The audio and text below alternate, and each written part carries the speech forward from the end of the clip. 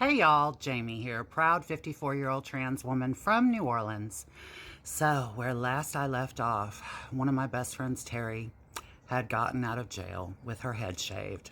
Something that New Orleans Police Department loves to do to trans girls.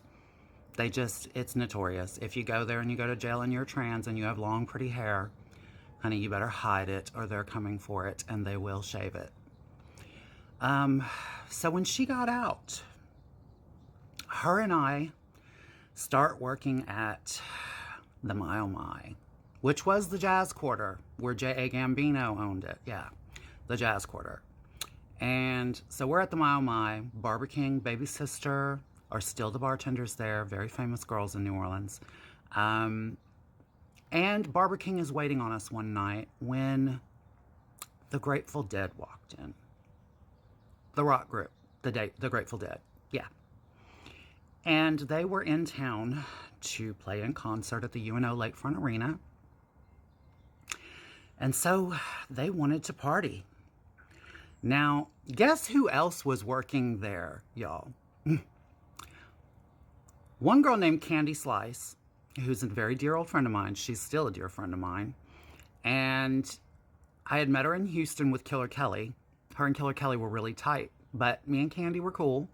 And Shantae, who had mugged me with an ice pick at the Pot Pie in Houston. Yeah. Shantae, who got her butt beat by Monica with a chain in the tea garden. That Shantae. She had come to New Orleans and she had started working at the Mile My with me and Terry and Candy. And when the Grateful Dead came in, they decided that they wanted me and they wanted Candy and they wanted Shantae. So, and if you're wondering who I was with, let's just say that Ben and Jerry's got the flavor wrong. That's a hint. Anyway, we go into the back and they start bringing us bottles of Dom Perignon. $375 a bottle at that time. Bottles of Dom Perignon, one after the other, after the other. They pull out joints, and I don't mean joints. I mean these, and I don't even mean blunts. These were white rolling papers like a joint, but they were big enough to be a cigar, like literally like a big Cuban cigar. And so yeah, spliffs, I guess, is what look, I'm not that serious of an addict. So they start pulling out these giant joints and they start passing them around. And I'm thinking that they don't know that we're trans. At this particular time, I thought, oh my God, this famous rock group is here and they don't know. And that's what I was thinking. So I look at my friend Candy and I'm like, girl, they don't know. What do we do? And she was like, girl, they know. And I said, no, they don't know. How? We didn't say anything. She said, girl, they know. And she was with the manager of the band. Okay. And she looks at him and she says, you know what we are, right? And so he looks at me and I've got the lead singers. Yeah, we all know who I'm talking about now. He's got his hand between my legs. And the manager looks at me and says, so, what'd you say your name was again? I said, Jamie. He said, you mean James? Yeah, we know. You're good. Just chill. Party. I can also say this. One of them has a notorious tattoo on his pee-pee, or had a notorious tattoo on his pee-pee, that said MIA. At least it looked like MIA, which I thought missing in action. That doesn't make sense. And then it got hard. Yeah. It actually said made in the USA. Anyway, that's that bit of gossip.